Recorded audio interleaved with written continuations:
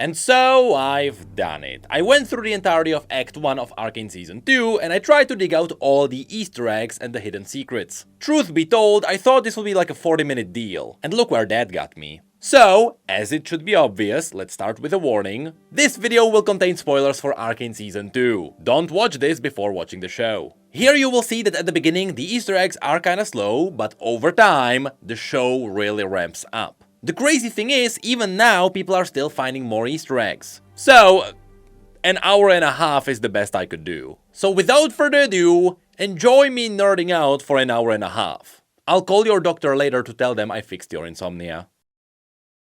In the very first frame of Season 2, we can see Mel's armor flashing gold. This is a direct reference to how the show ended in Season 1. Some people may believe that Mel is using Zonia's hourglass, which is an item in League that makes you invulnerable. This is simply because that item is also gold. Or the chances are that this flash of gold is referencing being the chosen of the wolf, which is something that was revealed in Mbessa's cinematic, which essentially teases the fact that Mel might have been saved by death itself. Whatever the case is, I am highly expecting this to be revealed in Act 2 or 3, and you'll see a hint towards this in a few moments. Anyway, when Jace wakes up, you can see that he's holding Mel, which explains why Jace survived as well. And you can see that Mel has her eyes closed, as if she was exhausted. So it is possible some kind of magic is at play here.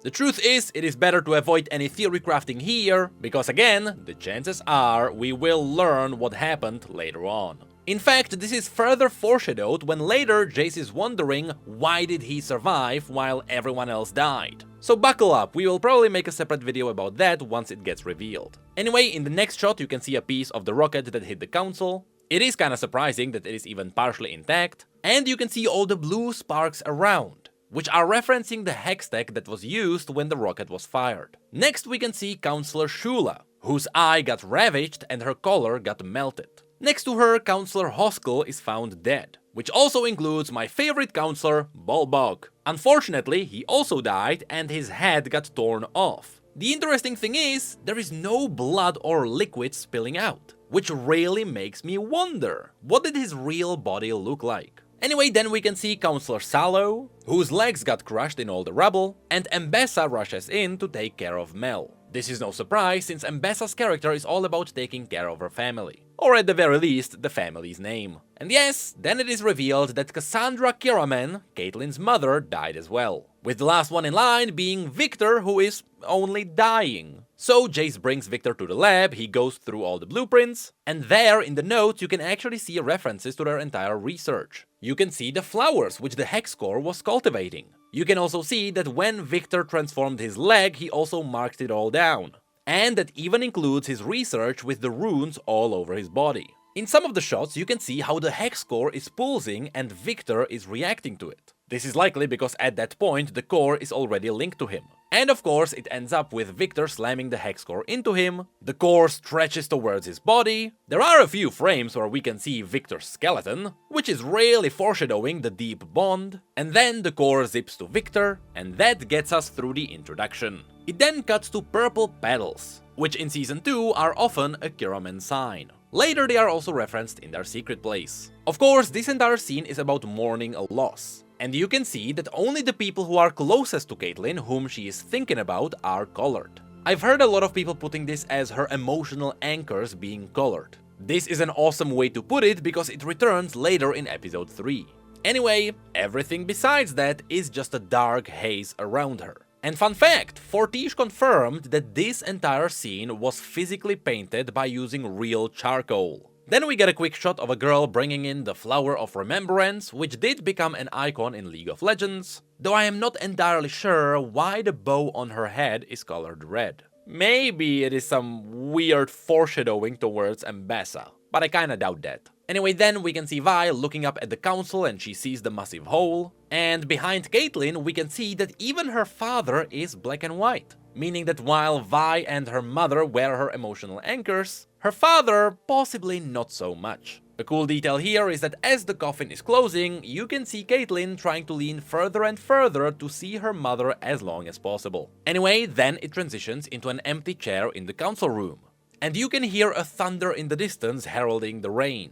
Immediately after that, Caitlyn is framed in the exact same chair. hinting at the fact that Caitlyn has to take her mother's spot. Next, we can see Sallow being brought in by Mbessa, and as she does that, we can hear a subtle variance of the progress theme in the background, foreshadowing a great change is about to arrive. The fun fact here is that wheelchairs are nothing new in this universe. They were shown before in different forms, and even in Piltover you do have some really fancy wheelchairs. I mean, it makes sense, they also have cars. Anyway, Sallow mentions here that there is a crisis and he wanted the advice of a veteran, by which he is hinting at Mbessa. The shot then goes to Mbessa and Mel. And you can see their reaction is teasing that Mbessa was also hoping that Mel would follow her advice. As the conversation keeps going, Mbessa stays in every frame behind Sallow. This is simply suggesting that she is backing him up. Of course, there would be a twist later. And by the end, Sallow shouts a really cool line. He shouts at Caitlyn, "What is she doing here?" This is not only foreshadowing how Sallow thinks she has no value to the council now, while at the end she is gonna be the one who replaces him, but also this quote is a line that comes back in a moment. We can then see Shula is back, and this time her eye is fixed, but she also removed the melted collar, with the new collar looking very Shuriman, especially with those sun-looking gems on the sides. Also, yes, we can joke about a Mage Seeker fashion. But truth be told, this mask has nothing to do with that. In this conversation, they agree to invade Zaun to find Jinx, but they agree not to use Hextech. That would be their final resort. After which, it starts to rain, which is used in every show ever to set up sorrow. But before it all cuts away, there is one final shot of the destroyed council. And here we get something very interesting. While you can see all the cracks on the floor from the explosion, there is a big clean circle without any cracks where Mel stood. Meaning, it is obvious that something saved them. Now again, some people might be theorizing that Zonia is gonna appear in the show. But the funny thing is, she is still related to the wolf, with Kindred's ultimate being a big circle. Now unfortunately, Kindred are always a bit weird and no one can really explain how they work, but there is a good chance that somehow being the daughter of the Chosen of the Wolf did something. So yeah, just know that there is a big clean circle where Mel was. After this, the show cuts to Caitlyn opening letters. These are all Piltover houses sending their condolences. This pretty much gets confirmed at the very end of Act 1. Some of the sigils to remember is this anchor, which is very highly likely Sallow's sign. Again, this will come back at the very end. Then there is also this GM, or MG I guess. And I am not entirely sure what house this is. And there is also this returning sigil with the 3 spanners. And in the middle of all of these, Caitlyn gets the black letter, which does have the Piltover logo, and that is because this is the invitation to the memorial of the counselors. Here it is very important to note that only those who get this letter are invited.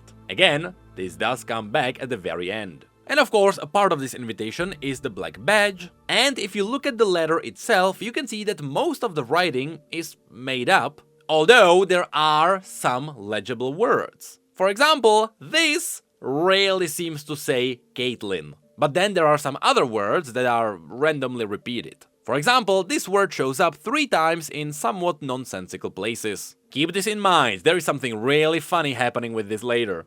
Anyway, Caitlyn then offers tea to her father. This is in reference to how her mother was always drinking tea whenever they were talking about anything, and her father gives her the Kiraman key. Obviously, this does have some symbolism around its importance, as the Kiraman family does have 2 keys in its logo. But here, the key also has a very practical use, which is why it also has the safety code on it, and unfortunately all the characters are made up. I don't think they return anywhere. And then her father gets mad that Vi is here. And he says the line, "What is she still doing here?" By which, just like Sallow kicked out Caitlyn using a near-identical quote, so is Caitlyn's father kicking out Vi now. What's interesting is that up until this point, Caitlyn's father was always calm and reasonable. And this is the first time we got to see him mad.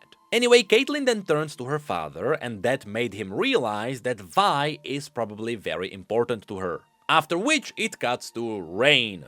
The framing is interesting here because in the middle it's just a bunch of emptiness, with Vi standing on the right. And after the shot goes inside, the camera offsets to the side so that Vi is still on the right and it doesn't break the established framing, with Caitlyn being on the left despite the scene being essentially mirrored. This is a really tiny detail, but I really appreciate it. Just like how here you can see how much Arcane 2 got up in its quality and fidelity. They are even animating Caitlyn's reflection in the windows now.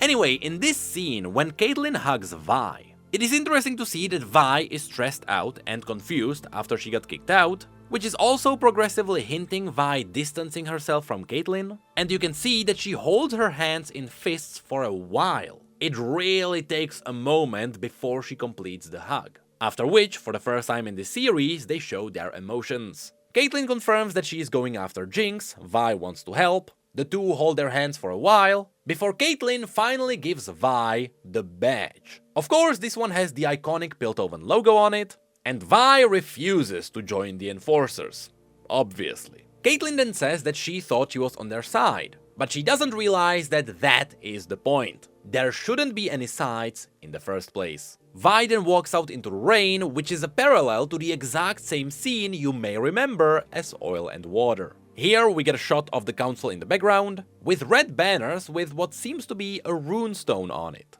This could be an ad for a play that is gonna happen in the local opera house, as later you'll see these get changed to Jarvan's banners. Though it is also possible that this is just a decoration of one of the houses. Then we get to Vi just sitting outside, waking up Loris, with a lot of bottles around her, and unfortunately there are no Easter eggs on any of the labels. And yes, unfortunately this also goes for the newspapers, there is nothing here. Though I will say one of the bottles does have a goat on it. I will say it is ridiculous that Faker is now everywhere, and there is one bottle that has a very snaky appearance. In theory, this could be a bottle from the Serpent Isles, but really it can be from anywhere. Then Loris is introduced as pretty much a big doofus. He is a musclehead with a heart of gold, and here Vi drinks from his bottle because he already drank all the rest. After which it all cuts to Victor in stasis, where we can only see his face. This is a really cool reference to the fact that in all the other stories, Victor always wore a mask, with the mask being the one thing that is hiding his humanity.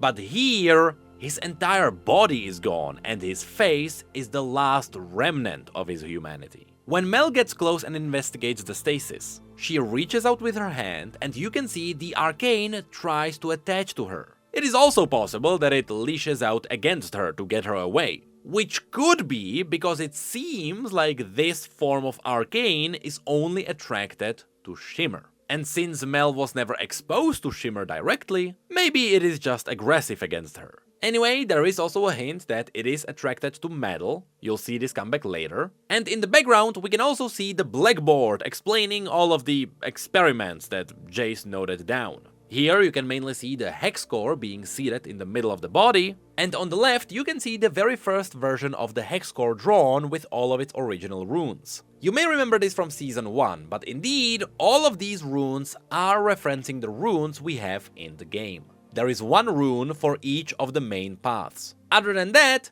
this entire blackboard is full of nothing, and there is a good reason why. You see, Jace notes that the runes are switching faster than he can keep up with them, which is why there are so many runes which we haven't seen in Arcane before. They are simply shifting all the time, which means it is really hard to find any kind of a reference here. Anyway, then the shot goes to his table. We can see that he has a really fancy bottle for his tea, and we can see that he kept his original cup from the Progress Day. This is also the point when Jace is questioning why he didn't die, again referencing what might be Mel's powers, and as he does so he is clutching to Victor's cane. Then this device appears behind him, and I am pretty sure this is the shimmer injector that Victor used when he started his transformation. In the next shot we can also see Vi's gauntlet on the table, and we can see that they are painted from Jinx's dinner. That's what happened at the end of episode 9 with the family gathering.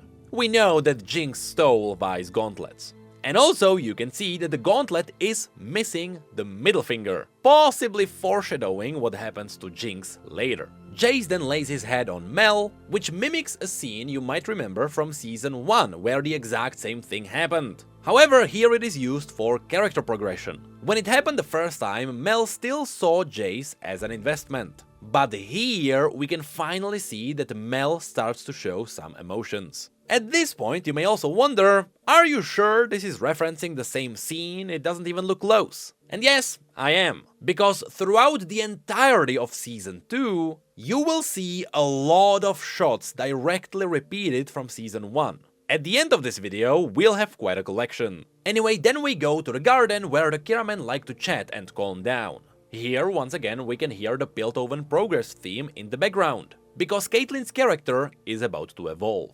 Here we can see Caitlyn let go of purple petals, which are the same purple petals that were seen during her mother's funeral. In a way, this is referencing her trying to let go of her death. But as the petals fall, they turn blank. And this is the point when Caitlyn thinks of Jinx, and she thinks of her as a hunter's prey. Because when Caitlyn takes aim, the shot is a parallel scene to episode 5, when young Caitlyn was training in a shooting competition against Grayson. The cool detail here is that the wind picks up as Caitlyn gets mad. When this happens, the vents open up and the chimes ring. She then says that she keeps thinking of her mother, which is when the scene shows her in the red light, which is a direct reference to how Vi and Jinx also found their parents dead. And in both cases, this became part of their hatred towards the other side. So in a way, Caitlyn is just mimicking a similar story that's mirrored. She then thinks of Jinx and the wind picks up. But after that, when she thinks of Vi, the wind dies down. Here, the cool thing is that if you look at the windmill, it is shaped a bit like a tornado, which any League of Legends player would tell you it has to be related to Jaina. And given what happens in episode 2 and 3, yep, it very well might be. She also mentions to Jace that Vi believes her gauntlets can fix all the problems. But here, Caitlyn still believes Hextech is only good for defense, and it will not save them. Then the shot goes back to drunk Vi. Here she jokes about joining the Peanuts, after which her friend says that he likes peanuts. This could be foreshadowing that Loris was previously a part of the Enforcers, because his clothing does suggest that. But the interesting thing is that in different languages, what they say here is totally different. In English, she likely talks about peanuts because I guess that's an English saying, policemen having peanut brains or something. But for example, in Czech, they are talking about plums, because here we are referencing to the police by their blue uniforms. In German, they are talking about chipmunks for some reason. In Brazil, they are talking about bananas, as in they are stupid. And apparently in Polish, they are talking about joining the Paw Patrol, because in Poland, the police are referred to as dogs. Anyway, as we look around, we can see that there is not much on the bottles. One of the bottles has a lobster on it, another bottle really seems to be some kind of a Shuriman booze, but the rest are generic Piltover designs. Though you will see that there is one that comes back later in an interesting moment. And here, in the background, of course, you can see Jarvan IV on all the banners, which is one of the best misdirections that Arcane ever pulled off. So while this is showing us a Demacian king, the reason why is quite hilarious. Anyway, this is when the Enforcer Maddie gets introduced. And yes, we can celebrate that this is not Ren, it is not Marcus's daughter. After which we get a lot more bottles on the screen, and since it is my job to talk about all of these, they are mostly just generic Piltover bottles, especially the hexagonal ones. But there is also one with P for Piltover, I guess, with the rest just being Piltover brands. After this, Maddie then mentions that Caitlyn told everyone that if everyone had a heart like Vi, they could take on Noxus itself. Not only are they referencing Noxus as one of the strongest nations on Runeterra, but also this is teasing that Vi might eventually have to turn against Noxus, especially if she has to save Caitlyn from it later. But also, this scene is referencing how Vander kept telling Vi that she had a good heart.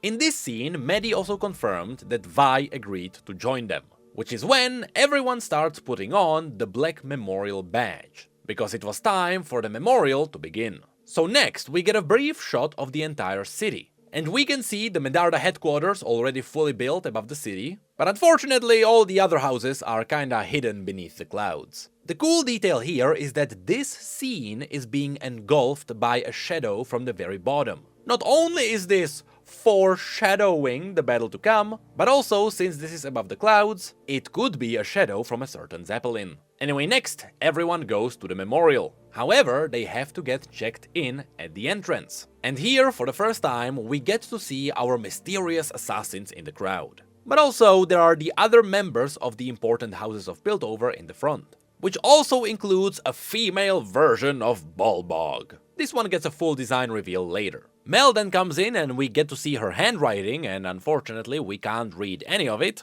with all the other council members also coming into the scene, which also includes LeBlanc's spawn. More on that later. And here we can see that the assassins got the same invitation letter that Caitlyn got. How is that possible? Well, that gets revealed later too. But you can see it is identical to the one Caitlyn got because I recognize those 3 weird words. Which also, funnily enough, means that the word at the top still says Caitlyn. Take that for what you will. Then we get a shot of the assassin's goon dressed as a warden closing the gate. And we get a close-up of the tattoo on the goon. Of course, now we know that this one is related to Ranni, with Ranni being related to mines and shimmer factories. But the tattoo kinda doesn't reflect that, unless it is supposed to be some kind of a mountain. But the hole in the bottom could be the rounded shimmer supply that Vi destroyed in Season 1. Which also confirms that Vi recognized this one because she did see it in the factory. Remember, she was there with Jace. Next, behind Mel, we can see the names of the counselors written on the statues. And interestingly enough, it seems like this awesome statue was made in like 2 days. They had it ready very quickly. But then we get to see the goon walking by Ranni, and he drops off a bag, which does have the chainsaw in it. That is how it got past the security. Also here, we can see feathers very similar to the ones on Ranni's cloak, which is where the assassin is revealed to be Ranni herself. And she brings out a weapon very similar to the Kempang chainsword. Although I will say, it has the dullest teeth I have ever seen. Also, it's a multi-chain sword, so it's weird that she's filling up 2 item slots with the same weapon. Anyway, because later it is revealed that Ranni had a deal with Embassa the entire time, that is why they don't kill Mel. Also, if he shot Mel, yes, that would hurt, and yes, that would deal quite some serious damage. But remember, that gun is a flare. He would only get 1 shot. After which, a really big fight breaks out. We get Ranni Zeppelin coming in with a lot of the Chemtech tanks dropping down. This makes sense because Ranni was the one who owned the shimmer factories. She was manufacturing these. And indeed, Vi fought these in the past. Also, the big guy in the middle, totally not a raid boss for a possible MMO. Now here, during some of the shots, you can actually see Ranni's sigil on the bottom of her neck. This is what the tattoo was based on. And yes, I guess that's a detail, but in every single screenshot of these tanks, they always look goofy. That is just a fact. Anyway, during the fight, Jace got a piece of a guardrail. Although he got it somewhere off-screen. This is never directly shown to us. And surprisingly, it is really good at parrying. Then we also get some really cool shots of how Ranni really got psychotic. I mean, it makes sense, Jace is the one who killed her son in Season 1. And for a little bit, we can actually see how the chainsaw is biting into Jace's shoulder. This is why later he can't fully hold the hammer up. Still, he punches her back, he knocks her tooth out, and he rips out her Chemtech tube, which blinds her. Here, we get an even better shot of Ranni's tattoo. In all the chaos, we can see Salo being escorted because he can't walk himself, with the rest of the counselors quickly following him. And we get a first shot of Maddie in action, and we learned that she is using a smoke grenade. So then everyone jumps into a working car. Yes, remember that Zone and Piltover does have cars. These even appeared in Season 1, but the car gets knocked with all the counselors still inside. We get a bit of a Here's Johnny reference from Ranni, and Jace picks up his Tully's hammer. This is the exact same hammer that is used in his family's logo, and also it is the exact same hammer he used to check the gemstone in Season 1. Also, in the car, the Wardens do have a pickaxe. This is not a mining pickaxe because we're not in Zone, this is more akin to what firefighters would have. Anyway, in the next shot, you can see that Ranni's eye is now bloodshot from the Chemtech. Jace smacks her with the hammer, which gives her an extra scar across her eye, and Ranni cuts Jace's back. In all the chaos, we can also see that Vi bumps into Herald, our friendly janitor that was named by Mel in Season 1. And then we get an awesome shot of Loris blocking a hit from the raid boss. No, this is not a reference to Braum. For a few frames here, Rennie, funnily enough, lines up with the statues of the counselors. It is as if she's joining the dead. But then of course we get a sound of Jace's Q, which is what knocks Rennie away, which is an ironic reference to her son also getting zapped. Vi then tries to fire at the raid boss, but she doesn't really know how the hammer works, and so it seems as if the reload jammed. Meanwhile, to slow the tank down, Caitlyn fires at it. She fires 8 times in total, and you can see how precise she is because she keeps hitting the same place to crack the window. You can really go frame by frame to see all of that. Next, Jace helps with the reload. We then get a close-up of the window and you can really see just one bullet hole there. But then of course, a Noxian glaive decapitates him, which makes the shot from the hammer miss. Thankfully there was no one behind that to die again. Of course, this glaive belongs to Rictus, Ambassa's bodyguard, and you can see it has some weird runes on it that appear later. For now, just know that yes, this is a reference to the Keenik Rukern. And of course, the Noxians then kill the rest of the tanks to assert dominance. Rictus then stands up after the glorious throw, and Ambassa is there to slit the throat of Rennie. After which, the fight ends. Caitlyn gets a health checkup, and when she talks to Vi, she talks about all the Zoanites being animals. The cool thing here is that she actually shows her teeth like a dog, which is ironic, but also this might be a reference to Echo talking to Caitlyn in Season 1 and saying how Piltovans hunt them like animals. Anyway, here she calms down after she gets touched by Vi,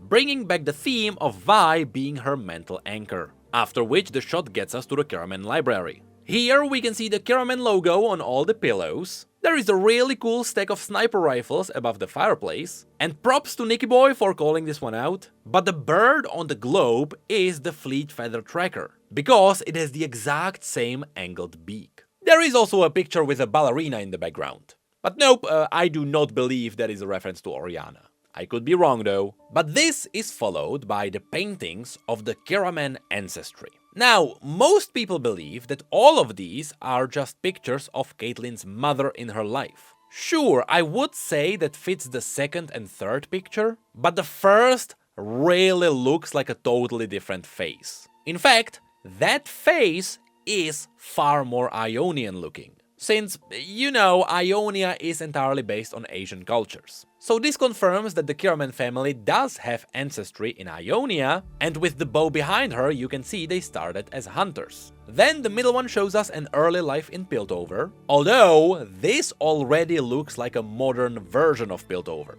I would say this can't go back more than like 80 years. Which is still possible because in Season 1, in Episode 4, Heimerdinger confirmed that Piltover was 200 years old now. And of course, the last picture shows us the present days. The cool detail here is that the frames of all the pictures is also progressing with the age. It starts as an Ionian frame, then it gets a bit more mixed up, and then it starts leaning into Piltovan themes. In the main hall, there is an obvious reference to raptors. Yes, that is a raptor from League of Legends. And you can see that the Kiraman family also has a lot of butterflies around. This is interesting because throughout this entire series, butterflies are just present everywhere, from strange setups to explosives. What's also cool is that when you have a look at the globe, you can see that the map is slightly different from what we know. This is simply because, fantasy-wise, you need cartographers to just walk around and draw the map. And without Google, yes, it is hard to be accurate. Which is why all of these maps are always slightly different. And yes, there are personal computers, though I will have to say they are fully analog. And Caitlyn is using one of these to watch the Kiraman history. We can see that their logo has the KMN, which I guess stands for Kiraman, and they are storing all of the documented memories in the ground. Also, here we get a better shot of all the differences on the map. And here we learned that the Kiraman family was involved in creating the most expensive air conditioning, which also included creating masks to deal with the grey. More on that later. In these memories we get shots of lungs and screwed up organs, with even more close-ups of lungs, And funnily enough, it is hinted that the Grey may be alive. Though I will say, this is most definitely just an aesthetic choice. Though it could be a really funny reference to some Darkin in Piltover. But no, I don't think so. The council then has the next meeting in the dungeons, where they were forced to avoid danger. And as they are talking about Zonites having help from the inside, there is just very, and I mean very subtle foreshadowing that it was Ambessa, right? And yes, this is where Caitlyn started to fully embrace the hate. And as she does that, you can see Ambessa hints a smirk after hearing that.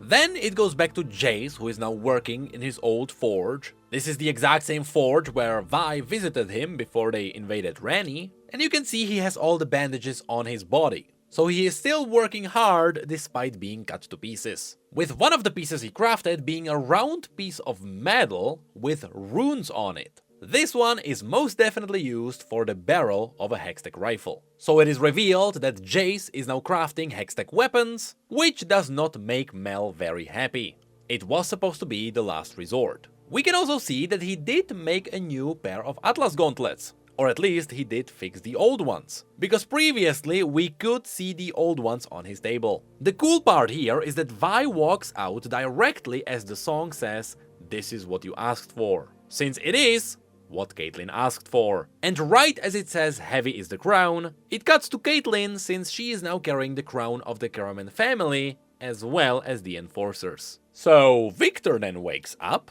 We get a better shot of Jace's old mug from Season 1, and we can see a spoon move in it, besides all the other things. Because it is likely the Arcane is attracting metals. This will come back later. And finally, at the end of episode 1, we get to see Singed. Specifically, here he is tracking down a Merkwolf. Now, Merkwolves technically live in the Freljord, with the Freljord being very far away. It takes people about a month to get there from Piltover. So at first, I did not think that Singed was in the Freljord. I thought he was in the Great Barrier, which is the mountain pass just north of Piltover. But then people told me it is possible that this might not be happening in the present days. And yes, I do agree. All of Singed scenes are happening as after-credit scenes. So it is possible all of this is happening in the past. Regardless, focus on the Merkwolf eyes, because they do have two different colors. And also listen to the music in the background, because every time Singed appears in Act 1, we can always hear the same music box, which still seems to be referencing his lost daughter. Whether that is Oriana, we still don't know. But that takes us to episode 2. This starts with a scene where Jinx lets go of Silco in the same way she let go of Powder before. Essentially, this is Silco's burial. Also, it is a parallel to Season 1, where during Silco's flashback he was willing to drown, but his head told him to fight. Well, now the exact same scene is playing, except the fight is over. When Jinx hugs Silco, there is the subtle detail where her hair also circles around him for a hug. And the interesting thing is, when she finally lets go, Silco goes into the waters. And from Silco we've learned that is where some interesting monsters are. In a way, Silco is joining them.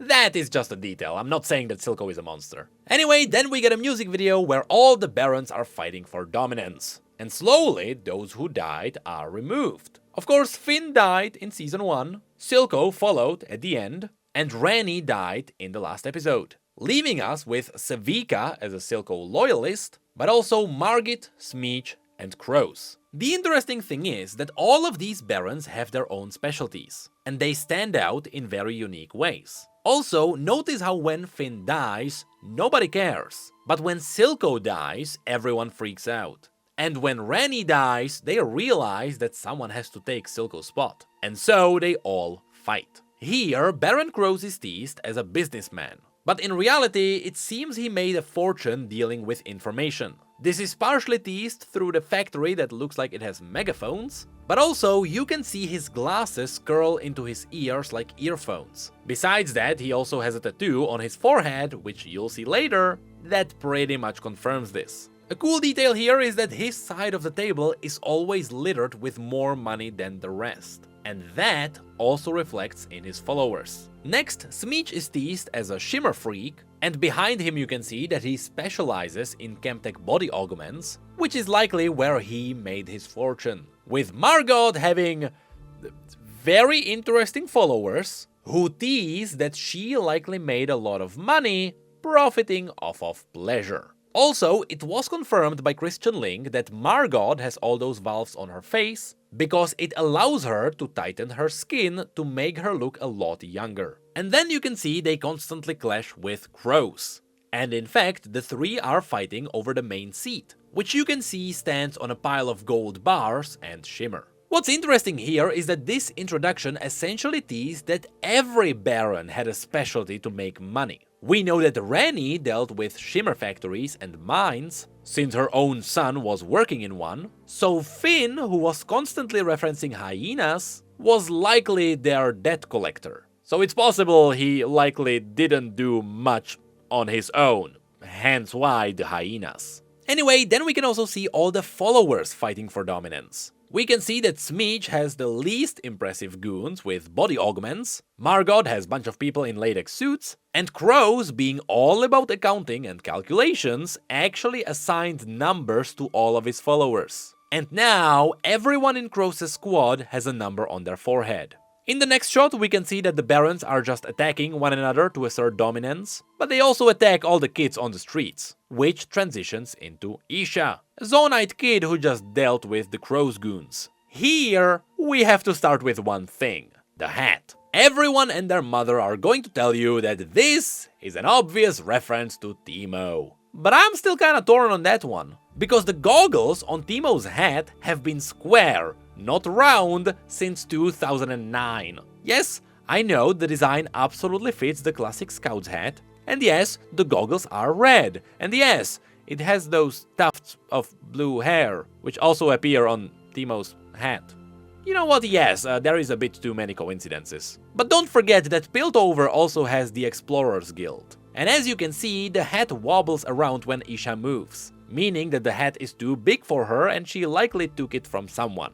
And as of right now, it is possible she took it from one of those adventuring guilds. Anyway, you can see how feral Isha is because she's not afraid to bite and claw to fight for her life. Then we get a close-up of the Latex squad. You can see they all have an M on them, referencing Margot, and we also get a closer look at Crow's followers with all the numbers. And in the middle of all of them, Jinx just walks past all the chaos. But then of course she bumps into Isha, who is running for her life, so Jinx takes down all the goons. The cool detail here is that the streets have been entirely tagged by the firelights. You can see Echo's hourglass higher up on the walls. When she shoots them down, you can see it behind them too, which also includes tags on the tubes. And yes, when she talks to Isha, when she mentions Pow, at the same point the smoke comes out. But there are also more of Echo's marks behind her there too. Isha then looks at the posters. First of all, yes, another firelight tag is behind those. There is also an older poster with a tube, which might be referencing the old performance we saw in Season 1.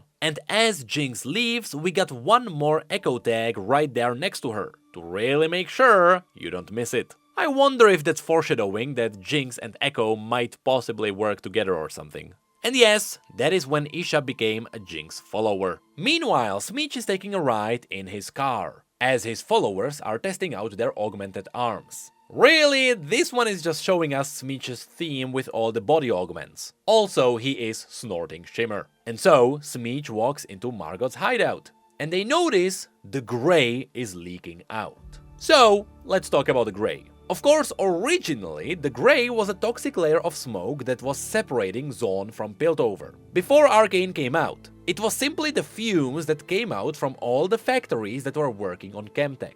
But now, not only did Arcane finally mention it too, but as we learned in Season 2, Arcane gave it a lot more depth. Now we know that it still came from Zone, it still destroys your lungs and all of your organs. Also, Smeech mentions it is just factory smog trapped underground. So it all checks out, but you'll see the Kiraman lore suggests there is a lot more behind it. As to why it is here in Margot's hideout, simply said, Caitlyn was here. Besides that, since Margot is the one with the latex army, it makes sense that her streets have all of those signs and hearts. She did make her money through pleasure. Anyway, Smeech sends his accountant inside, where the Grey attacks him. And this part is still unclear. As far as we know, the Grey is not a living being, so it is just smog. The living elements are really just Arcane's artistic take on it, but also it might be what's inside someone's head when they are choked out.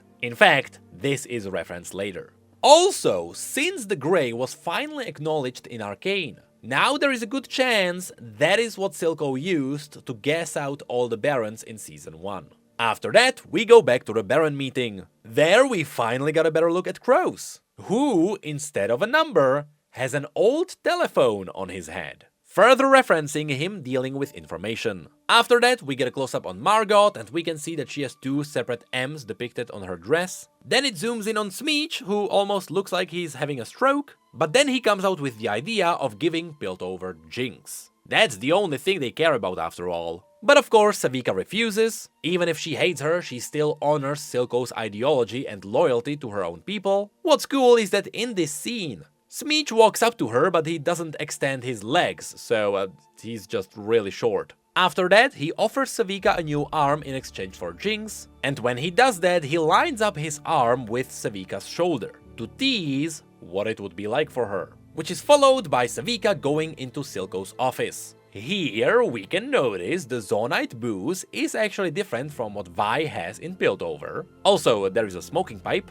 On the table we can see the map of Piltover, which Jinx drew on before she set up the family dinner. That would be sometime after she tied Savika up. And Savika starts repairing her augmented arm, which was ripped off during her battle with Vi in Season 1. Of course, Savika can't do it, and so Jinx reveals herself. First of all, up there, she is sitting in the exact same spot she was when Silco had his meetings below. For example, that's when she was when Silco told her to finish the weapon in Season 1. But also, after Jinx drops down, she sits in the exact same position she sat when she was talking to Silco. But after that, Savika picks up a bottle. And that happens to be the same bottle that Vi drank from. See?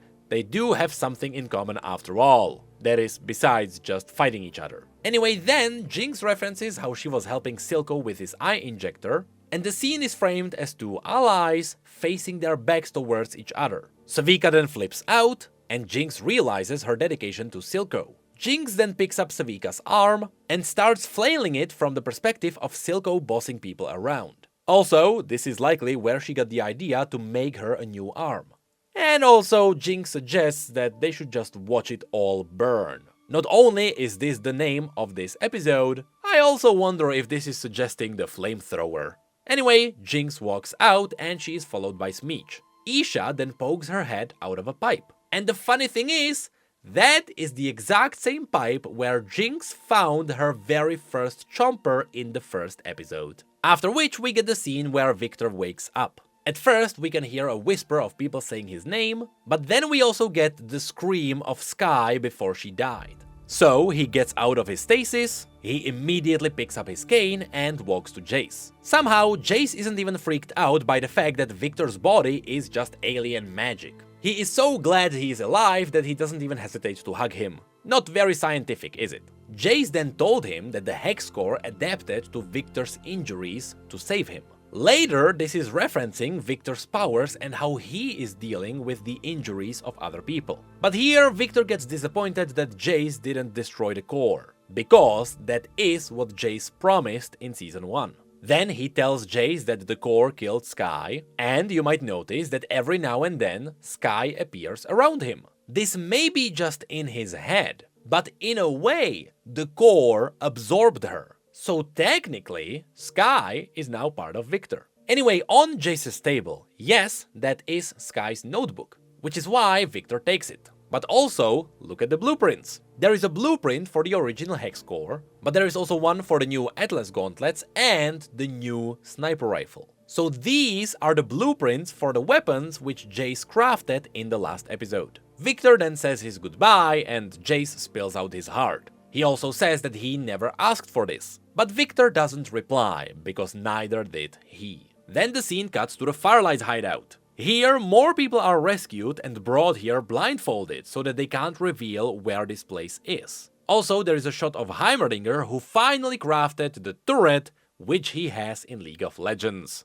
Though here it only shoots bubbles. Also, notice the paper mask that he has on his forehead. It is the same one he uses later on, though unfortunately I don't think it is referencing anything. Echo then notices that the tree's leaves are falling and they look corrupted. Of course, Heimerdinger recognizes these because they look like the same corruption similar to the hex core. So they decided to sneak into Jace's lab. There is a quick shot of the academy, which we have seen many times before, so just so you know, there is a good chance these are the forefathers of Piltover, with one of them being Heimerdinger, and there is possibly Stanwyck Pedidly, a retconned character that is only a really cool reference to the old Piltover lore. Now, as they sneak in, Heimerdinger is wearing the same paper mask. When they get in, they are surprised by Jace. And of course, Heimerdinger introduces them, and then he apologizes, but he was just trying to sneak in. And he also nudges Jace and jokingly mentions it's as if he had never done it. Which is a direct reference to how in Season 1, Victor and Jace sneaked into Heimerdinger's lab. Anyway, Jace offers Echo some tea. Yes, he still has his old Progress Day mug. And yes, Echo is not used to drinking tea. Heimerdinger then talks about Echo's home, who gets mad because they are trying to hide it, and Heimerdinger asks what happened to Victor. So the scene cuts to him. Here, Victor is walking through the roughest streets of Zaun. You can see how the people are using incense to hide the stench of the streets. There is also a man who is eating a rat, and they are all praying to Janna. This is an acknowledgement of quite some deep lore in League of Legends. So, super TLDR of the story. Many years ago, when Zaun was a Shuriman city known as Oshrava Zaun, the local people worshipped Janna, the spirit of wind, who gave them favorable weather whenever people were sailing somewhere. But over time, people stopped worshipping Janna because the Shuriman ruler Azir tore down all of her statues, and a few catastrophes later, as Oshrava Zaun simply became Zaun, the modern factories started flooding the streets of Zaun with grey, which as you know was finally brought up in Arcane, and Janna, who used to be a forgotten idol at this point, became worshipped again. But this time not because she could give sailors favorable wind, but because she could bring fresh air to Zaun. So now the people of Piltover and Zaun worship Janna and pray for her to bring in some breathable air. You can also see this referenced in-game, because Janna's passive icon are the boots of the enforcers. Anyway, as Victor keeps going down the street, you can see the horrible conditions of the families. We also get the occasional family picture, and of course, then the old friend appears. Huck, who was a friendly merchant in Season 1, and who became a Shimmer addict because of Silco. Here, Victor notices that his body started reacting. This is likely because the Arcane reacts to Shimmer. As he walks past the next street, he stops in the middle, and the window behind him unironically gives him a halo. Yes, in many ways, Victor kinda is a magical Jesus. But of course, the local addicts notice that Victor's body is covered in gold, and they think it is augments, and augments can be sold for money. The scene then goes into the arcade, where Vi practiced boxing when they were kids. And Jinx returned here when she had a bit of a mental breakdown when they grew up. In fact, not much has changed here. And so here we have the exact same Teemo arcade game which Powder played in Act 1. And the cool thing is, Jinx is here because she is crafting Savika's new arm. And she is using all the items here to make a masterpiece. For example, here you can see her taking the boxing arm from the machine. She threw in a chomper. She disregarded any usable blueprints. She brought in her old box with explosives. I am pretty sure this is the same one she had under her bed in Act 1. She puts on Clagger's goggles, though now they seem to be repaired, and she works on it. In fact, here is an even closer shot, which scarily mimics one of the Clagger mannequins that Jinx made for her hideout. And when she's done with the arm, she wraps it like a gift. Also, notice she left the goggles on the side here. But then the arcade gets flooded in grey. Again, the grey kinda feels alive, although it is likely just a hallucination. And once again we get these eyes inside it. But here it turns out to be just the eyes of the wardens. Which also pretty much revealed that it was Caitlyn's squad who previously invaded Margot's hideout. In this scene, Jinx finally sees Vi again. But this is the first time she can see her as part of the Enforcers. Also, this is where Caitlyn is slowly losing her cool. After which, Vi notices the goggles and she realizes that Jinx is close. The important thing to notice is that Vi also takes these goggles. Jinx then gets a chance to shoot her, but she decides not to. She then tries to sneak out and goes for another callback to Act 1.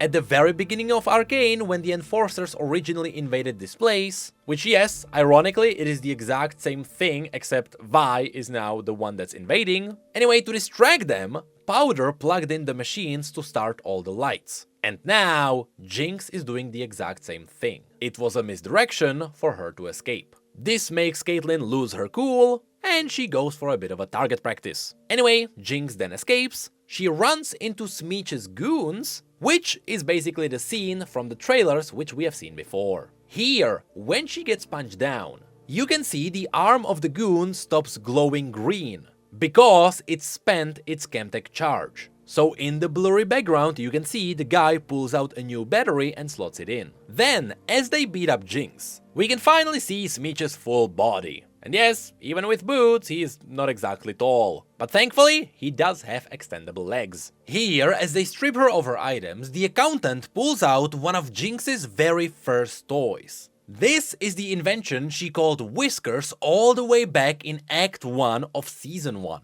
Also, here is where you can notice Arcane's excellent play with eye colors. For the most part, after getting jacked on Shimmer, Jinx's eyes are pink. But her eyes always react to her emotions. And so, when she's energetic, it is bright pink, but the moment she gets pinned against the wall, the color drains out. Arcane likes to do that a lot with eyes. Next, this is where Smeech says he never thought he would catch her blubbering.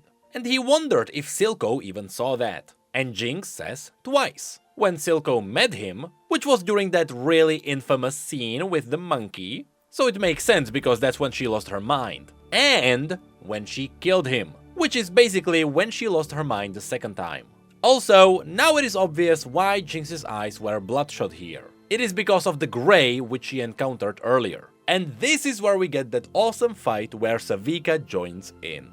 Which is where you might ask, where did Savika get Jinx's gun? Well, it's simple. The guy who punched her down later punched the gun away from her. And it simply flew all the way back there. Next, Jinx threw Savika the new arm she made for her, and now we can see the full design. Also, when Savika puts it on, she throws out her cloak. This scene directly mimics her doing the exact same thing back in Season 1 when she fought Vi. And when it comes to the design of the arm, the chomper actually comes from the shooting range. You can see it here in the very first episode of Arcane. The counter is obviously the scoreboard from the punching machine, and the lever seems to be the one that Clagger pulled down to shut down the lights. During this fight, you can also see that someone grabbed Whiskers and threw it at one of the goons. Whiskers then exploded into a puff of colors. This is a callback to Powder's original inventions in episode 1, which weren't really destructive.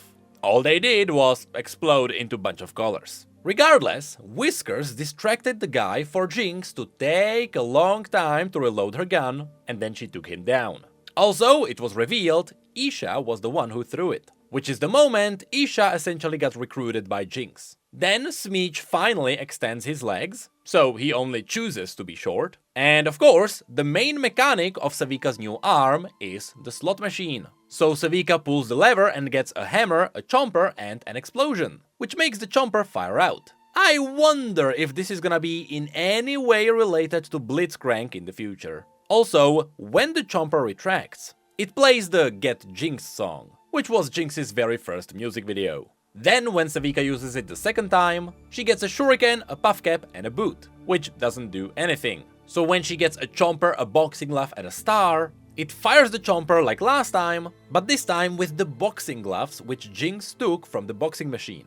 The fight then keeps going, Savika keeps gambling, she gets a chomper and a double shuriken, which makes the eyes of the chomper spin, since it is also shaped like shurikens, and they shoot out. Next gamba is a chomper fire chicken, which ends up in a Hadouken reference, or a Dragon Ball I guess. And then she rolls 64, which I wonder if it is a reference to Nintendo 64. Because if you pay attention to the sounds in this scene, you can hear some sounds that are very similar to Nintendo sound effects, including slipping on a banana in Mario Kart, the jump sound effect from Mario, and also weirdly pitched versions of Mario's voice, but I might be imagining that one. Anyway, then she rolls a smoke bomb, which surprises Smeech, and then she rolls the jackpot, which shreds him to pieces. After Savika wins, there is a victory tune, and the score turns into a monkey. And of course there are also fireworks, which later also turns into blue Hextech sparks. But this is likely just parts of the fireworks because there is no way Hextech was involved in the creation of this arm.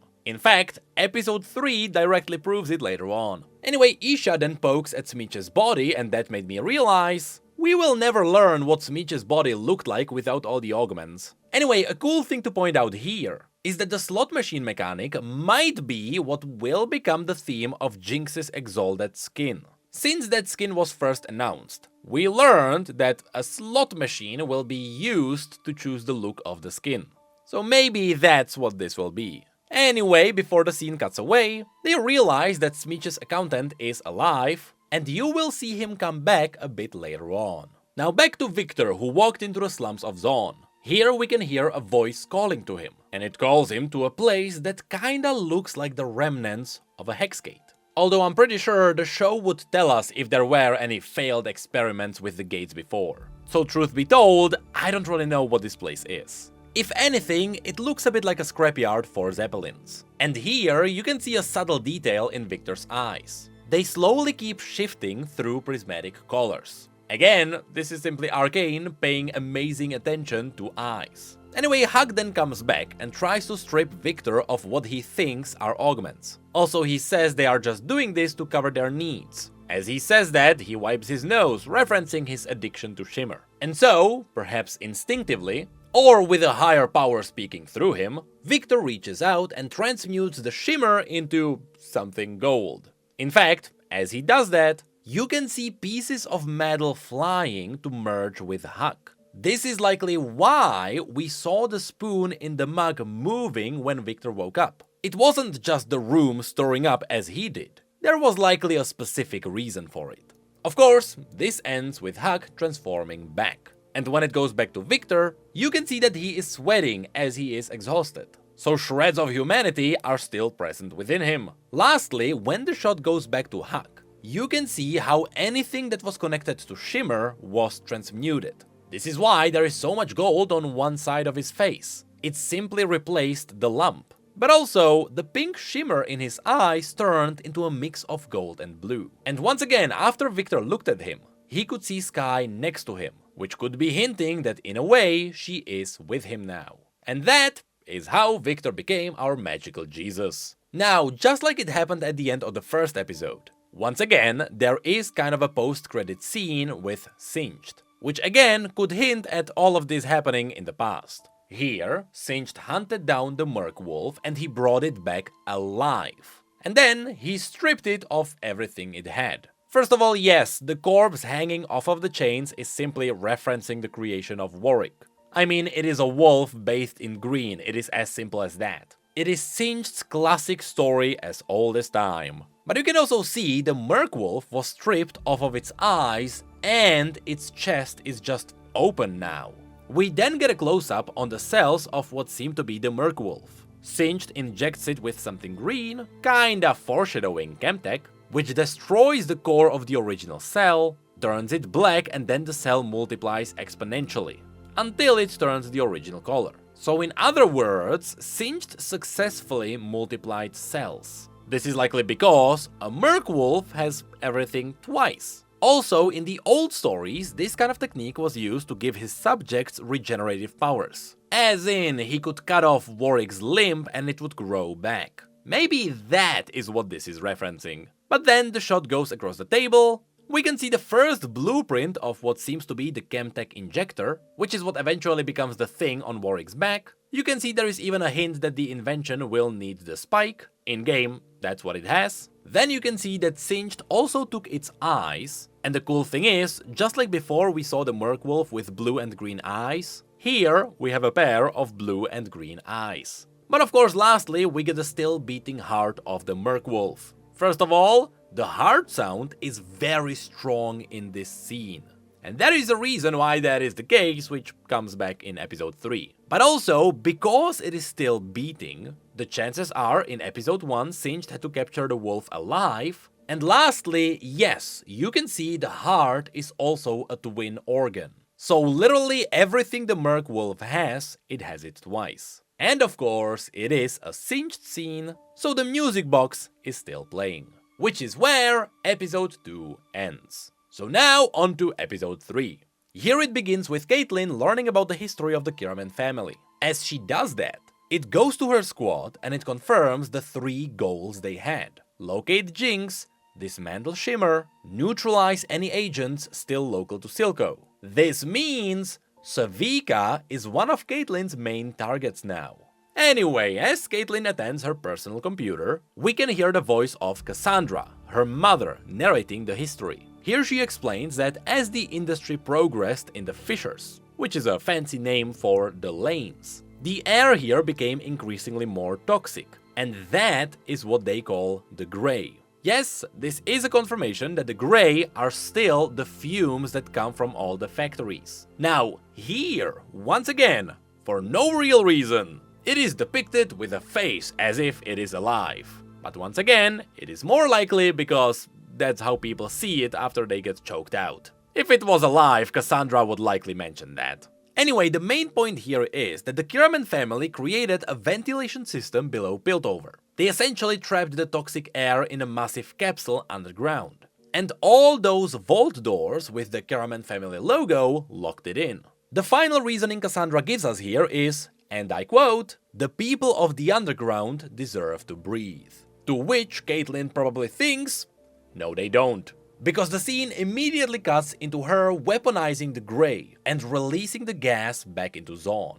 And here we get yet another music video, where we can see even more familiar faces. For example, some of these are former Silco loyalists. You may remember her from Season 1. As this scene rolls out, we get a parallel shot from the past, where the Grey spreads across the city. But now, Caitlyn is the one releasing it. Also, yeah, why not make it look alive again, just to confuse people? Also, even back then, the goat race that is present all across Piltover was already present. Then we get a quick montage of what the Grey does to people. It quickly destroys your nose, it makes your eyes bloodshot, just like it was shown before. You also cry blood and blood starts dripping down your nose, and then your lungs burn and they turn into a mush. After which we get a montage of Caitlyn opening all kinds of ventilation shafts. Although, she needs the Kiraman key to do that. There is also a shot teasing that they are chasing Jinx. You can see her as a part in the wall on the right, and then she is swept by the turbine. Then it is revealed that it was the Wardens who gassed Margot's hideout. We get a few shots of the squad fighting her latex people, with some of these screenshots knowing exactly what they were doing here.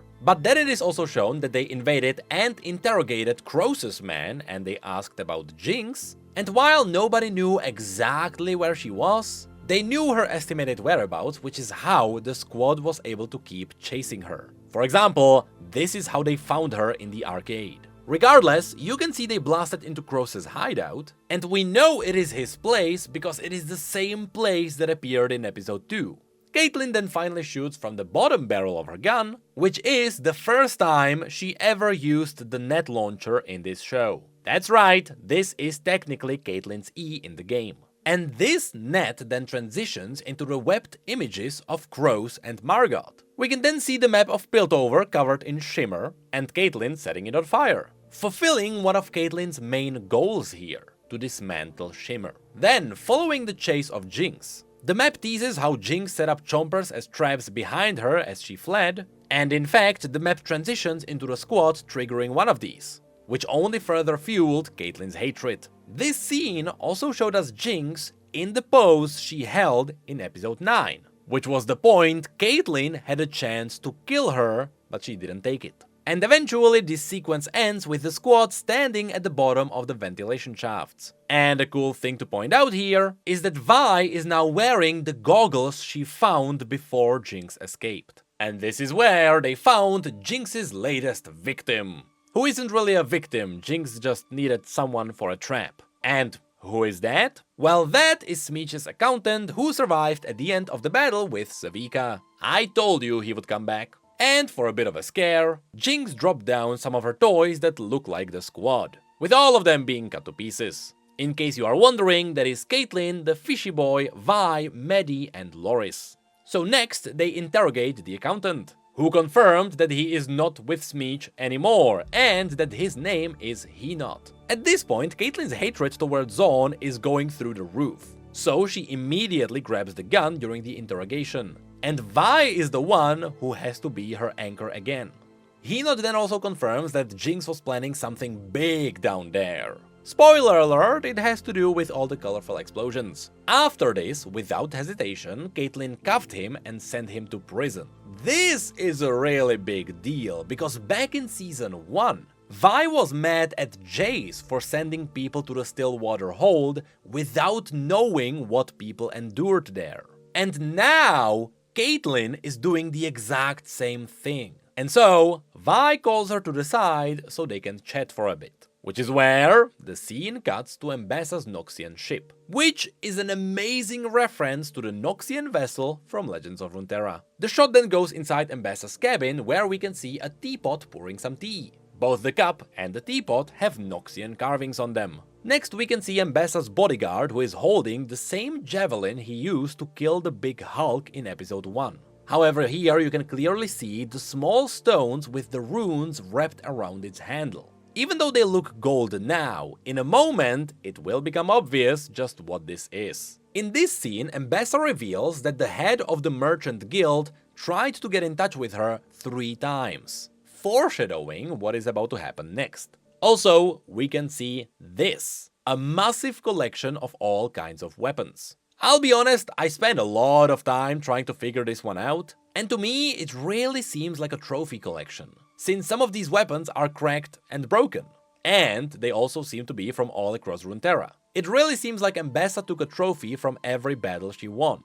There is an Ionian saber on top, there seem to be some Freljordian axes and barbarian hammers, with a lot of curved and golden blades that remind me of Shurima. At the same time, collecting blades is referencing Mbessa's story, where she was tasked by her grandfather to collect blades on the battlefield, so that she would get familiar with death. But then the shot goes to Amara, who says that she is not here because of the guild, but rather, she was here to settle a debt. After which, she says that she had stolen something that was more precious than gold. Her pupils then shrink, which is when dark hands come up and pin Mbessa down together with her bodyguard. And that's when it is revealed that Amara is part of the Black Rose. So, let's break this down piece by piece.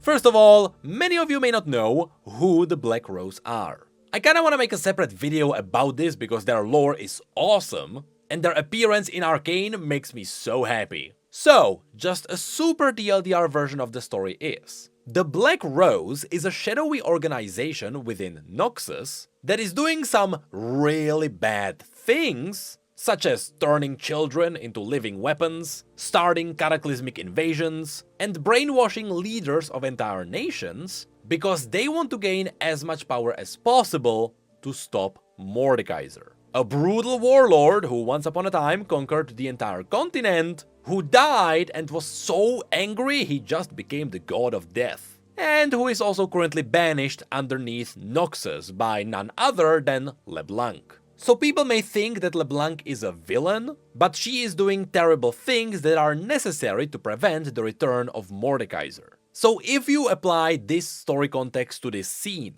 it means that the Black Rose is after Mbessa because she stole something, possibly a weapon, which the Black Rose wants back, so they can fight Mordekaiser with it. What's amazing is that none of this is mentioned in Arcane yet. So I wonder if this gets revealed in Act 2 or 3. Anyway, then Amara reveals her blade, which is carved with the runes of the Black Rose, and Mbessa defends herself by saying that Kino, Mel's brother, is dead, hinting that all of that happened because of Black Rose. Amara then says that they know what Mbessa is chasing in Piltover, heavily hinting that she is after Hextech weapons. But Mbessa mockingly shrugs it off, and in turn she hints that the Black Rose might be doing the same thing, which would make sense. The Black Rose could definitely use Hextech weapons in their fight against Mordekaiser. Which is when Mbessa's bodyguard reveals what's the deal with his weapon. He slams it down and the stones turn bright green, revealing that these stones are the Keenig Rukern, an item found in League of Legends. And in the show it is used to repel the magical hands. But in reality, this item is a much deeper lore reference. And that's mainly because if you thought that this is similar to Riven's blade, you would be right. Specifically, both of these are forms of Noxian rune magic, with the twist being that this kind of rune magic comes from the Black Rose themselves. It is crafted by their runesmiths. This was confirmed in Riven's stories such as Confessions of a Broken Blade or the Sisterhood of War series. There we learned that the Black Rose crafted a black blade and engraved it with sickly green runes, which made the blade indestructible and infused it with power beyond the wielder's comprehension. That is also why in-game, Riven can just reforge the blade back. It simply can't be permanently broken. In fact, that's why in Riven's story, LeBlanc tracked her down across the entirety of Ionia. It's because the moment she learned that Riven deserted Noxus with the blade, she immediately had to get the blade back. So seeing this kind of magic here is awesome, because it means Mbessa really did steal something from the Black Rose, and while they were at it, they possibly also took some of their other artifacts. That is, unless Mbessa learned how to craft those runes. I would be surprised if that happened. Lastly, to lock all of this down, the Keenig Rukern has a quote in its description.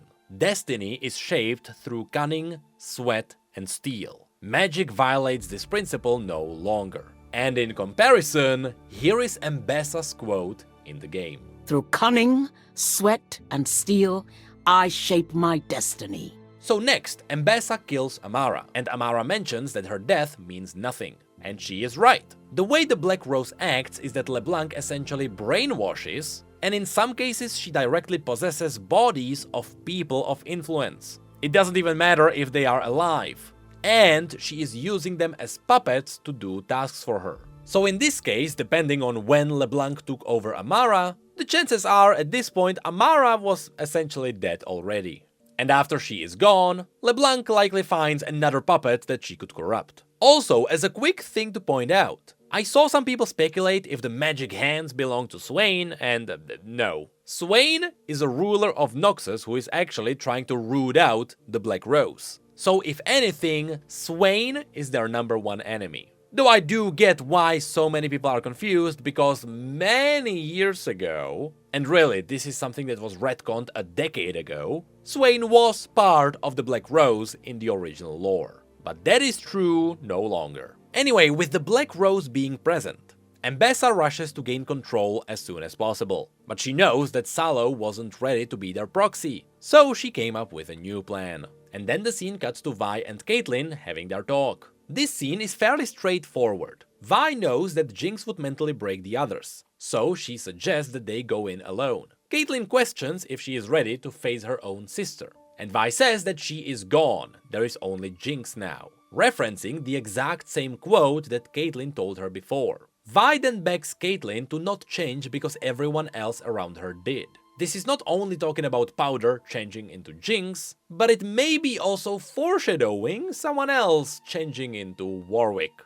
And then they kiss and the Kate-Vi fandom implodes. So, in the next scene, we can see the rest of the squad escorting the accountant back, meaning that, being her emotional anchor, Caitlyn listened to Vi and they went in alone. To really show us that the squad is going back, the show even gave us a few not so subtle arrows pointing in the other direction. Of course, that's just Jinx luring them in. In the next scene, we get Salo. who is getting a shimmer-infused tattoo on his legs. Given what Victor can do to people infused with shimmer, to me, this feels like extremely strong foreshadowing that Victor might fix Sallow's legs. In fact, Sallow's eyes turn pink from all the shimmer for a second. And that is where our new spy is introduced.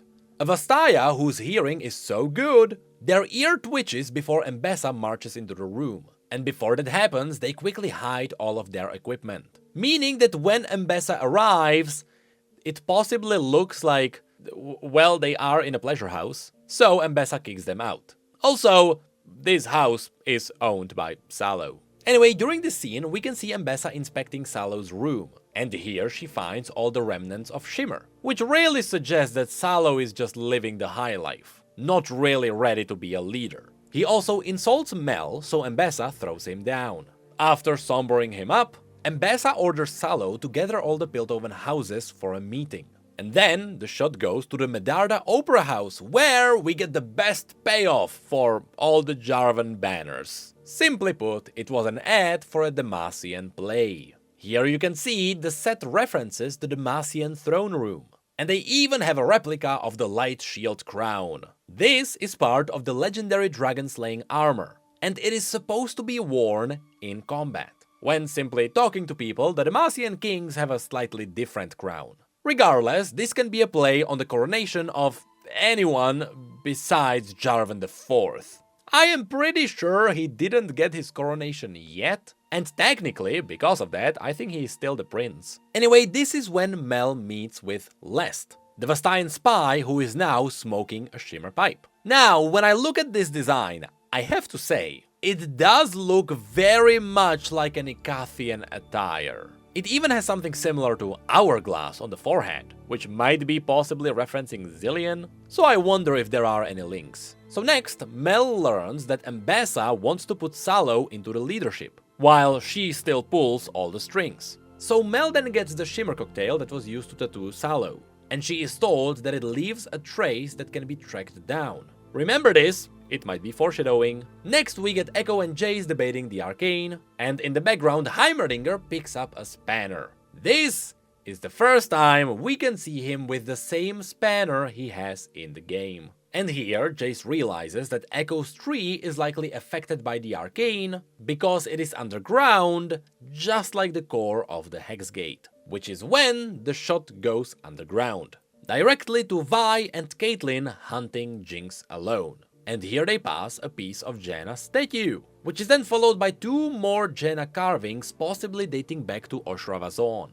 And that is where we then get to Mel's office, where she gathered all the items related to Sallow, and she is figuring out how to shut him down. We can also see that Sallow's sigil is an S with an anchor, so now I wonder if it is the same anchor that appeared in Caitlyn's condolences. And interestingly enough, Elora then hands Mel a paper with all the houses Sallow met with, where all the sigils match the condolences too. You even have the 3 spanners here. So these really are the sigils of the different Piltover houses. Of course, Mel realizes that meeting with the houses now is foolish, and she suspects that putting Sallow up isn't Mbessa's plan. So next, they also looked into Kino's death, and they learned he died by someone who can cover their tracks, which would match the Black Rose as we learned from Mbessa. And here we also get a family portrait showing Mbessa, their father, young Mel, and Kino.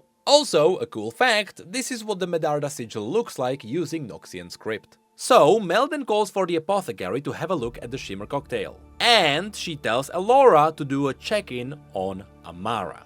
This might come back later.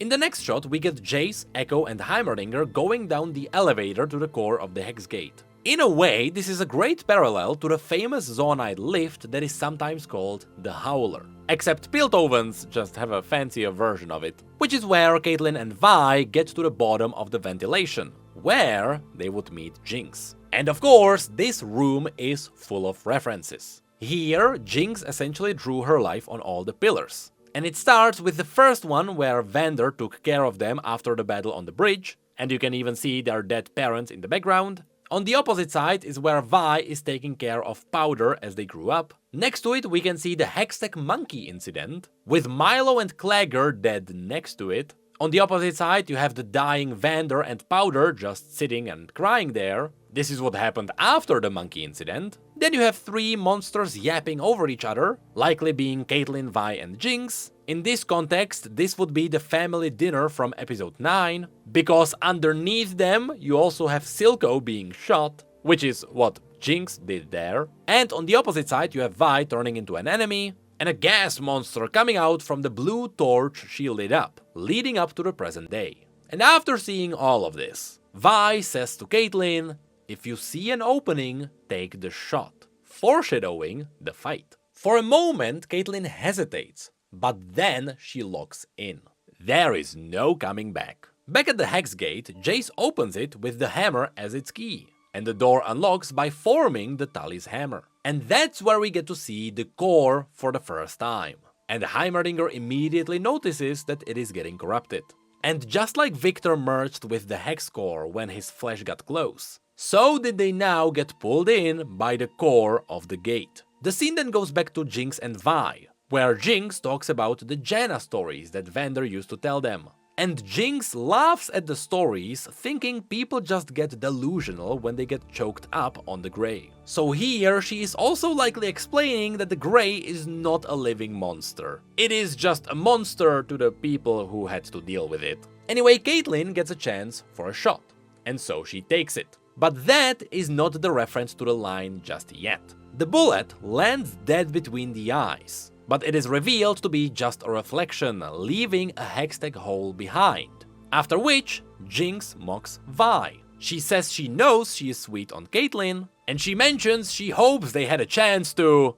something that is up to interpretation, I guess. And so the battle starts. Savika picks up on Caitlyn, so they have a duel of their own, and Vi fights Jinx. This battle has a bunch of really clever framings. For example, as Jinx unleashes the bullet storm on Vi, you can see Silco getting riddled with bullets in the background. Vi then manages to break Jinx's machine gun, and at the Hex Gate, Jace reached for the Arcane, which kickstarted the anomaly. From this point on, all Hextech items start to glitch out, which is why during the battle you can see Caitlyn's gun, Vi's gauntlets and Jinx's rocket launcher spaz out, but not Savika's arm, because that arm is not based on Hextech. Next, after Savika clashes with Caitlyn, you can see she bites into her hand. In a way, this could be a play on Caitlyn calling Zonites animals, while this is her now, but also it might reflect on how Isha, a Zonite, also defended herself. Also, the scene then shows Jinx pulling out the rocket launcher, and just as she does, the song sings about it making you uncomfortable. And as that happens, the entire song downshifts and makes it all feel really out of tune, which really plays into the feeling of being uncomfortable. Speaking of which, this is where we get the trippy scene at the core. And with all the glitchiness, it really seems like we are dealing with some kind of time anomaly, which is how Echo might eventually get his time powers. And of course, this all ends with Jinx trying to shoot her rocket launcher. It spazzes out and explodes. The gemstone then flies out and it also starts spazzing out. Jinx and Vi then have a close clash, with the blue Hextech trail mirroring the purple of Jinx's eyes. Back at the Hex core, a voice tells Jace, "What have we done?" The subtitles say it is Jace's voice, but the voice doesn't match him, possibly hinting at another time anomaly. Jace then goes back to destroy the core, kinda like what he promised Victor he would do. He gets flashbacks from the past about the mage, but now, instead of holding the world like he did in episode 2 of season 1, he is holding the anomaly. This is because originally the mage was holding the world and it showed you where they were teleporting. Kinda like how the Hextech gates do it now. But since the core of the gate turned into the anomaly, so did the world in the mage's hand. Anyway, Victor smashes it, there is a quick smear of red, and then it explodes into a butterfly.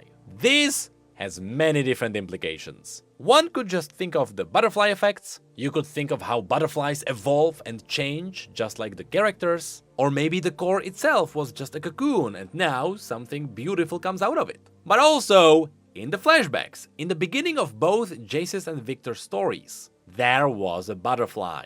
So it is fitting a butterfly is also ending this chapter of their story. Also, yes, I saw some people thinking that the butterfly can reference the insect nature of the void. And you know what, while I do believe that the void is involved in the creation of Shimmer to some degree, I'm not sure how deep we want to go on this one, but I guess there is nothing to disprove that. Anyway, back in the vents, as Caitlyn fights Savika, you can see the anomaly is jumping from the Hextech rifle into Savika's Shimmer scars, further proving that the anomaly is transforming Shimmer. And as the fight continues between Vi and Jinx, we get Jinx lining up with Janna, suggesting that she took on the role of Janna fighting the Grey, which Vi is technically spreading now. Then we get the pillar with Vi taking care of Powder destroyed, as their stories move on, and as Jinx is about to punch Vi, Caitlyn shoots her hand to stop her. Now if you're asking why she only shot at her hand, that could be either because Jinx was on Shimmer speed,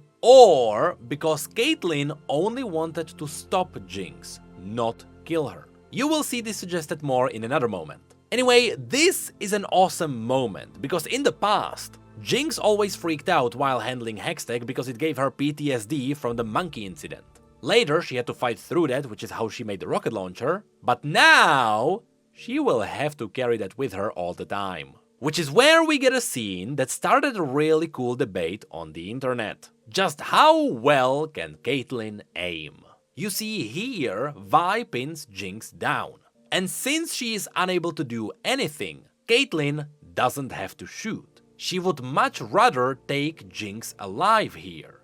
And you can see that's the case because she closes the lenses on her rifle. But also, this scene is a parallel to the bridge fight between Echo and Jinx. There, Echo wound back his punch as he held Jinx by the neck. And here, Vi is winding back her punch in the exact same framing as she is holding her by the neck. But of course, before anything can happen, Isha jumps in to protect Jinx, and now Caitlyn is forced to act. Of course, Isha has never killed anyone before, and so she is hesitant to pull the trigger, giving Caitlyn the time to shoot the gun from her hand. This surprised Vi, as Caitlyn just almost killed a child.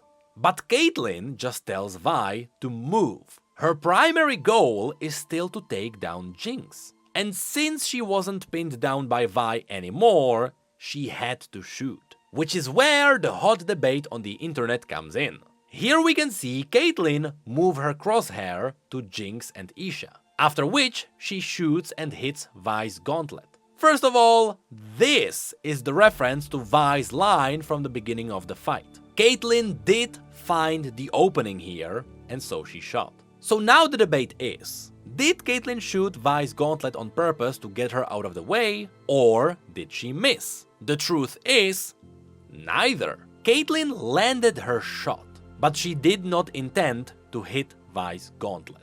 Let me explain. Throughout Season 2, the show pays extra attention to make sure that we know Caitlyn never misses a shot. In Episode 1, when the ambush happened, every time she shot at the Chemtech tanks, she always hit. There was a scene where one of them almost killed Vi, but Caitlyn landed a shot on its blade to save her. When the big Hulk appeared, Caitlyn landed 2 shots on both of its shimmer supplies. Then when the Hulk charged at the group, in that scene, Caitlyn shot 8 times. And every single time, she landed on the exact same window crack. That is, as the Hulk was swaying around. Then when the Enforcers invaded the arcade, even when engulfed by hate, she landed a perfect shot on the target, which left a hole behind. The exact same hole that we could see on the reflection here. Again, proving Caitlyn's precision.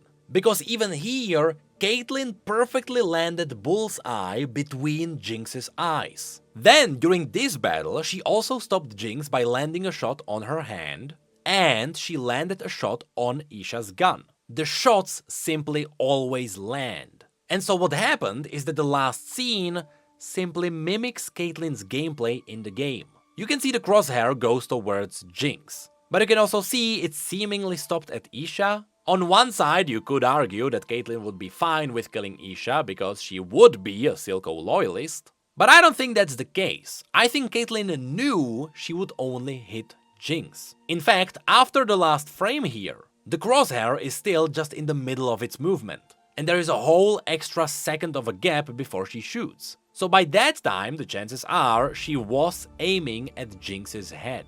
And after she shot, she was sure it was going to land. And so, just like in game, the only way for it to not land would be to intercept it. And so, just like you can intercept Caitlyn's ultimate in game, so did Vi move her hand in the way of the shot. Did Caitlyn plan to hit it? No, she was aiming for Jinx. In fact, I am confident she knew she wouldn't kill Isha. But Vi didn't know that. And so before the next shot could happen, she grabbed her gun. So, that's what I believe happened. Of course, Jinx then saw that Vi saved her, which confused her for a bit. And Caitlyn has a bit of a meltdown because she didn't believe that Vi would stop her. But all of that gets interrupted when Sevika unleashes Jinx's master plan. It is the same thing that Smeech's accountant teased that she was working on.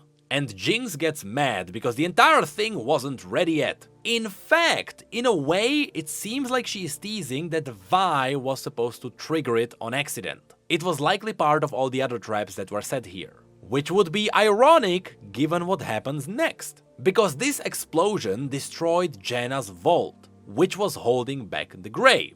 This makes sense because it is Janna. Then during the scene, you can see the entire place crumbling, including the hand of the statue of Janna. As the Grey goes up, it spins the valves along the way, which add color to all the smoke. Above the ground, we can see all the colorful explosions. The catch is, these colored clouds have the Grey in them. So now, Piltover is suffocating, just like Zaun once did. So next, you can see how this is covering the Medarda headquarters. Then it goes to House Kiraman. And Bessa witnessed it all as they were preparing the meeting with all the houses. And you can see the slightest suggestion of a smile on her face. Then it shows how the adults are worried and confused, but the kids are happy. And while this event is happening, you can hear a dramatic version of the progression theme in the background, because times are changing. Once all of this stops, Caitlyn and Vi try to find a way out. The fun detail here is that their path is blocked with the face of powder, something Caitlyn is not happy about. Then she gets mad at Vi for stopping her, and she tells her that he had the shot.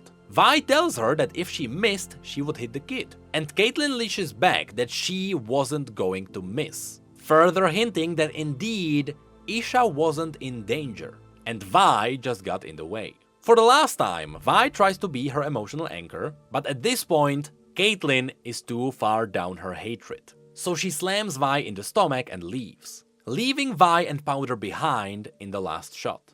Above the ground, everyone takes in what just happened. And yes, even Zindelo's Incognium Runeterra got knocked down, which, in case you don't know, might secretly be a super deadly weapon. But according to its story, nobody really knows how to operate it, so it's fine. So we then go to Mel, who got her Shimmer Cocktail back. She got her notes on how to shut down Sallow. However, her plans get interrupted by the Black Rose. Interestingly enough, when she turns, for a few frames her armor flashes gold again, almost hinting at danger. When she then looks up, she can see the magic of the Black Rose. You can see how all the thorns of the rose are creeping towards the Medarda sigil, referencing their grasp on their family, and suddenly it is revealed that Elora was the next one in line to get corrupted. This makes sense because previously Mel sent her away to check on Amara, so she was just sending her into the wolf's den. Elora also manages to hiss out Black Rose, but we are not sure if those are even Elora's words at that point, trying to warn her. Then we can see the roots going for Mel, with Mel's own shadow being tainted by the magic. And there, she essentially got kidnapped into another realm. I'll be honest, pocket realms are a thing. This would also include stuff like the Spirit Realm, which some people can manipulate. In fact, Mordekaiser's Mitnarak Nun is technically a pocket realm inside the Death Realm. So I wonder if LeBlanc learned how to use that kind of spirit magic. Anyway, before she leaves, Mel drops the Shimmer Cocktail, and now I wonder if it gets used to track her down.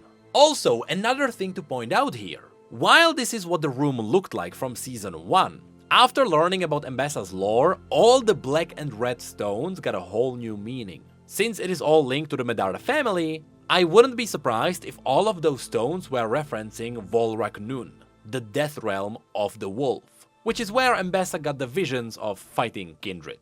Of course, all of that was in her own cinematic. Anyway, Piltover then sounds the horns of alarm, as the wardens try to figure out what just happened. And finally, the houses have a meeting. Here Mbessa joins in her formal attire. The interesting thing is, she is mimicking the loose coat of Swain, the current Grand General of Noxus and a member of the Triforix. So I wonder if she is wearing it like him on purpose. Anyway, here Mbessa tells everyone that Amara was killed by Zonite assassins, which she wasn't. Also, you can see that they are already rebuilding the council halls, and we got a shot of all the houses. Unfortunately, it is hard to see what houses are whom, but we know one thing. House Pharaohs is among them, because they were called out by Mel in Season 1, with Pharaohs being Camille's family. So now, people got on a quest to figure out which house is that. Mainly, there are two new houses introduced. We get these people in black and wine red, and there are these artificial looking people in white. And here, people noticed something. Would it be the people in the front? No, it is the old lady in the background that kinda looks like Camille. The truth is, Camille's body is quite an advanced version of Hextech. So if she gets tied to the story of Arcane, it would have to appear later. Though again, it is not impossible that one of these gets turned into Camille. It's just that a lot of her story has to be written anyway, so who knows? I'll be honest though, with how much of these houses are framed here, I would not be surprised if, just like how in Act 1 we got the intro for all the barons, Act 2 might have an intro for all the houses. Anyway, Mbessa then kneels down to attend a kid with a breathing mask and bloodshot eyes, revealing that these kids were hit by the Grey that Jinx was planning to release. She then talks about how Zon keeps ravaging Piltover, and she makes sure she references events around Caitlyn to ignite her hatred. That's why she mentions the memorial. Then Mbessa says the line, "Wrath must be met with wrath," which is also a line she has in League now. Wrath will be met with wrath. And then she talks about declaring the martial law. She stands next to Sallow, but she walks away, and Caitlyn is now framed behind her instead. And of course, that's when Mbessa gives Caitlyn her soldiers, planting down Caitlyn as a seed of power for Mbessa instead of Sallow. As the shot goes around the people, this person finally gets in focus, so Miss Balbog is alive, I guess. And then you can see some of the people nodding in approval. We also get a frame of Mbessa almost holding Caitlyn in her hand, after which she salutes, and she forces on some very strong dictatorship vibes. There is also a shot of Caitlyn determined to follow the Kiraman legacy, with her squad being visibly worried. And then we get some flashbacks to what really happened in Act 1. It was Mbessa who helped Rani ambush Jace. They gave her the invitation so she could pass. But that was only done so Mbessa could publicly kill Rani and gain Piltover's trust. Then we can see Maddie not really know what she's doing, but she's happy to be there and be part of the community, I guess. And not knowing what to do, the rest of the wardens slowly join. And just like that, with all the Piltover houses and the Noxian army behind her, without any emotional anchors to weigh her down, meaning that her mother is gone, as well as Vi or even Mel, Caitlyn becomes their supreme leader. She even got a cloak with what seems to be a combination of the Medarda and the Kiraman logos. And when Mbessa gives her the cloak, she tells Caitlyn her mother would have justice. In that moment, you can see how emotionless Caitlyn is. Before Mbessa leaves, she gives us one last smirk. And Caitlyn salutes back as a promise to get that justice. This all ends with one last shot of Singed, pumping his blood into his new creation, Warwick. And that might be because Warwick now has the twin heart of the Merkwolf. So it is likely you need twice the blood to get it running. And that's all while the same music box plays, and as you can see, the Chemtech pump is already installed in the back, which is the same one that was shown in the blueprints before. And there you have it, all the Easter eggs and details that I found so far. I think that was a lot. For the next 2 acts, I will try to be more brief, and I will try to explain less of the actual story for context, and I will just assume that people have the context by watching the show, which should speed things up, but Fortiche are still crazy. Please, I beg you, can you put less bottles on the screen? I really could use some more free time.